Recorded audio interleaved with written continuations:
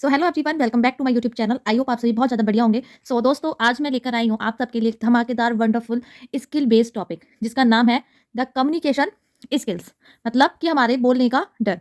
सो मैं अपने बारे में इंट्रोड्यूस करूँ तो मेरा नाम अंजलि है and I am entrepreneur and I am a digital creator and right now I am on the working face.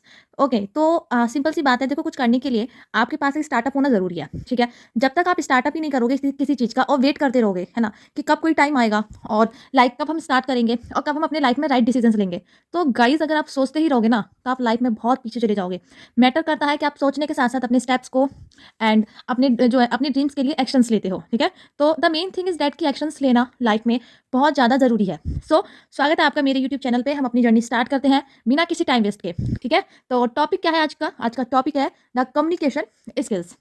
Okay, बातचीत करने का जो है तरीका। अब देखो, नॉर्मली बात कर की जाए कम्युनिकेशंस, आप टॉपिक से ही क्लियर है कि मैम बोलना तो ऑलमोस्ट सभी को आता है ना, तो इसमें ऐसा क्या डिफरेंस है। देखो, इट मीन्स कि जो कम्युनिकेशन स्किल्स का ये एक ऐसी स्किल्स है जिससे बहुत लोग डरते हैं।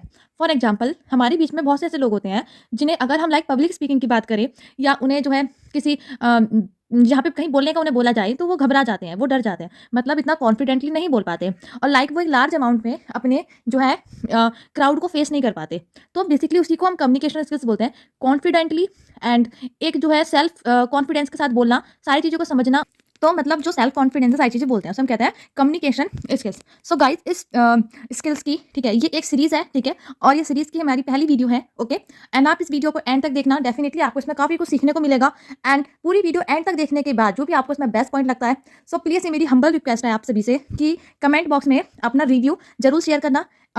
सिंपल सी बात है, आपके जो रिव्यूज़ है उनसे मुझे मोटिवेशन मिलेगा और मैं ऐसी वीडियोस और भी आपके सामने ज़्यादा से ज़्यादा लाऊंगी। ठीक है, सो लेट स्टार्ट। जो मेरा फर्स्ट पॉइंट है वो है communication is not equal to English. मतलब कि कम्युनिकेशन बोलना, बोलने का मतलब ये नहीं है कि तुम्हें कोई कम्युनिकेशन के बारे में बोले बस आप इंग्लिश के बारे में ही सोचो कि मुझे इंग्लिश बोलनी आनी चाहिए, है ना, इंग्लिश में ही सारी चीज़ें बोलना। कम्युनिकेशन का मतलब होता है क्लियर विजन के साथ बोलना। कम्युनिकेशन का मतलब इंग्लिश बोलना नहीं, कम्युनिकेशन का मतलब होता है अपनी बातों को क्लियर शब्दों में सामने वाले तक पहुंचाना, एक रेस्पेक्टफुल तरीके से बात करना, प्लस कॉन्फिडेंट वे में रखना। ठीक है, तो इसमें 3 पॉइंट्स हैं। अपनी बात क्लियर मतलब क्लियर शब्दों में बोलना ही, एंड वो क्लियर शब्द के साथ साथ आपकी बातों में एक रेस्पेक्ट होना जरूरी है जिससे आप बात करते हो, प्लस कॉन्फिडेंट वे में रखना अपनी बातों को। ऐसे नहीं है कि आप अपनी बात बोल रहे हो और आपके अंदर एक डर है, नहीं, अपनी बातों को एक कॉन्फिडेंस के साथ बोलना is equal to communication skills. ठीक है, क्लियर हुआ। कम्युनिकेशन का मतलब ये बिल्कुल भी नहीं है कि इंग्लिश इंग्लिश बोलना। कम्युनिकेशन का मतलब होता है अपनी बातों को क्लियर तरीके से सामने वाले के सामने रेस्पेक्टफुल वे से प्रेजेंट करना एंड उसमें कॉन्फिडेंट तरीके से जो है अपनी प्रेजेंटेशन को शो करना। ठीक है, जैसे फॉर एग्जाम्पल गांव का एक आदमी होता है ना, वो सिंपल हिंदी बोलता है पर सब उसकी बातें बहुत ध्यान से सुनते हैं क्योंकि उसकी क्लियरिटी स्ट्रांग होती है। आप किसी गांव वाले इंसान को देखना जो गांव से नॉर्मली बिलोंग करते हैं, वो बहुत स्लो बोलते हैं बट उनकी बातों पर अटेंशन सबका होता है क्योंकि उनकी बातों में पहले उनकी बात के जो शब्द होते हैं ना वो क्लियर होते हैं, दूसरा वो अपनी बातों को कॉन्फिडेंट वे से रखते हैं, है ना। तो सिंपल क्या है, इससे हमें ये सीखने को मिलता है कि लैंग्वेज नहीं, क्लियरिटी पावर होती है। First point is clear. इसका क्या लेसन मिलता है हमें कि लैंग्वेज नहीं, क्लियरिटी हमारी पावर होती है कि आपके शब्दों में आपकी कितनी क्लियरिटी है। ठीक है, पॉइंट नंबर 2 है हमारा, डर बोलने का नहीं जज होने का होता है। डर बोलने का नहीं जज होने का होता है। फॉर एग्जाम्पल कि मान लो आप किसी स्कूल या कॉलेज में स्टडी कर रहे हो, ठीक है, और जब टीचर ने बोला कि कोई सवाल वगैरह पुटअप करते हैं कि अब आंसर बताओ, हम सोचेंगे गलत हुआ तो सब हंसेंगे, है ना। अगर मतलब हमारे माइंड में अलग अलग तरीके से क्वेश्चंस आते हैं, आपने खुद भी फील किया होगा जब आप अपना स्कूल गोइंग स्टूडेंट या फिर कॉलेज गोइंग स्टूडेंट है ना, और आपसे किसी टीचर ने कोई क्वेश्चन पूछा तो एक तो आपका मुंह लाल पड़ जाता है ना, हम नर्वस से होते हैं, हम अपने सब को प्रेजेंट ही नहीं कर पाते। ठीक है, तो यहीं से कम्युनिकेशन ब्लॉक शुरू होता है। रियलिटी क्या है कि लोग 10 सेकंड जज करते हैं, है ना, फिर अपनी लाइफ में बिजी हो जाते हैं। राइट, मतलब दैट अगर हमें सोचना है लोग क्या सोचेंगे, हम जज होने से डरते हैं कि अगर हम ऐसा नहीं बोलेंगे या हम कुछ गलत बोल देंगे लोग हमें जज करेंगे, है ना। बट देखो, लोग जज करेंगे ना, वो मिनिमम 10 सेकंड आपको जज करेंगे, मिनिमम 10 सेकंड, और फिर अपनी लाइफ में बिजी हो जाते हैं, फिर उन्हें बिल्कुल फर्क नहीं पड़ता।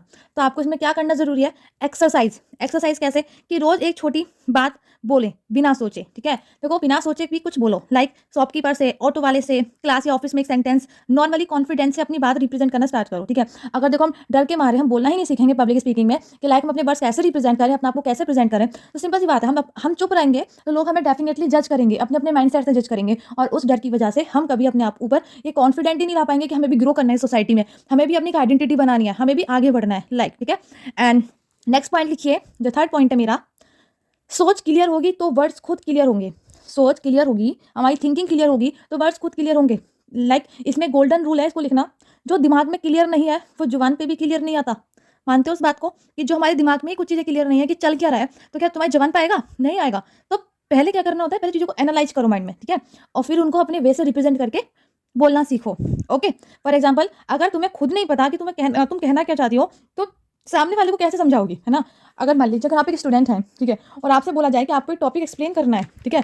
बट आपको ही नहीं पता, ठीक है? आप खुद क्लियर नहीं हो, तो आप सामने वाले को भी नहीं बता पाओगे, ठीक है? तो इसमें आप टिप्स लिखिएगा, ठीक है? टिप, तो अगर आप नोट डाउन कर रहे हो अगर मेरी वीडियो से सीखकर, तो प्लीज़ आप यहाँ से एक अच्छा कंटेंट ले सकते हो। और अगर आप लाइक दैट इन कंटेंट्स के पॉइंट्स को लेकर आप कहीं भी रिप्रेजेंट कर सकते हो अपनी स्किल से रिलेटेड, ठीक है? अगर आप एज अ टीम लीडर हैं, ठीक है? आप एज अ एंटरप्रेन्योर हैं, आप एक मोटिवेशनल गाइडर हैं, या फिर लाइक दैट आप अपनी स्किल इंप्रूवमेंट के लिए इन पॉइंट्स को भी यूज़ कर सकते हो, ठीक है? एंड ये पॉइंट्स अच्छे लगे यहाँ तक तो प्लीज़ मुझे कमेंट बॉक्स में बिल्कुल बताना, ठीक है? टिप क्या है? पहली टिप है कि बोलने से पहले, देखो बोलने से पहले अपने दिमाग में 3 पॉइंट्स बनाओ। कैसे?